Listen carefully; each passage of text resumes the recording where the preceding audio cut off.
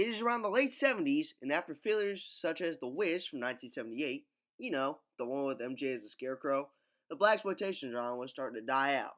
But Rudy Ray Moore wanted to make one more movie before the decade ended, with 1979's Disco Godfather. Former cop turned DJ, Tucker Williams, played by Rudy Ray Moore again, is having the time of his life when he learns that his nephew, Bucky, played by Julius Carey, goes into a car with a duo of junkies and gets absolutely wasted. Unfortunately, Bucky's not the only one who's taken this drug, including this one woman who accidentally cooked her baby, mistaking her for ham. That is messed up, bro. And because of this, Tucker is willing to end his drug reign. Oh, and the drug is named PCP, aka Angel Dust, aka White. Oh, God help me.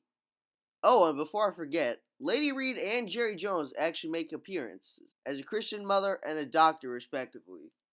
Anyway, back to the story at hand. So the mastermind behind the drug epidemic is a guy named Stinger Ray, played by Hawthorne James, who's also trying to get a basketball team under his ring. A drug dealer wanting to own a basketball team. A phrase I never thought I'd ever say in my life.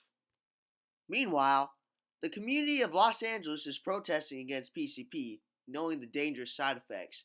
And I'ma let you guess who leads the protest. Hint. She's the main character from a movie I reviewed in January. If you guessed Carol Speed, then you are correct. Meanwhile, Tucker and one of his friends goes to meet one of the former's mentors, I guess, Bob, who gives him some more information on the PCP incident, although he doesn't really explain it to us. But we kind of know it anyway, so let's not question it. Tucker and his friend go to a pimp's house and blow all the cocaine off of an album cover, and they snort it up like animals. Ugh, so uncivilized.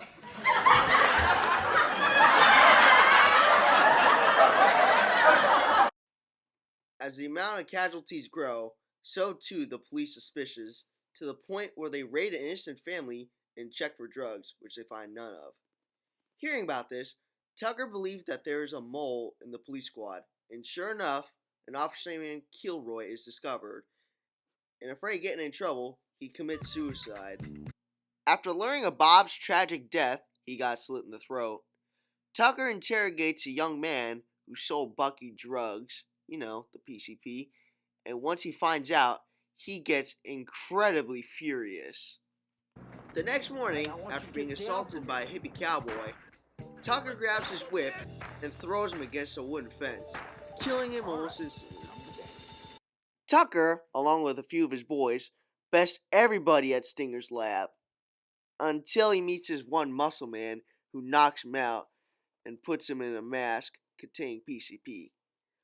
Tucker manages to convince the guy to let him off, but it is unfortunately too late as the PCP has already taken effect. Stinger walks by a little while later, and thinking that he was a demon, Tucker violently strangles him to death. Bucky and a detective come by later and try to take him to a hospital while he screams in terror. You're not taking me nowhere! No! There's nothing wrong with me! There's nothing wrong with me! Take your hands off of me!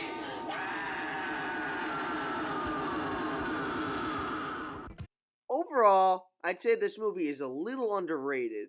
It actually has a decent storyline that's never really used much. Okay, it's used like all the time, but still. Overall, I'll rate this movie a 9 out of 10. All right, put your weight on it! Put your weight on it! Put your weight on it!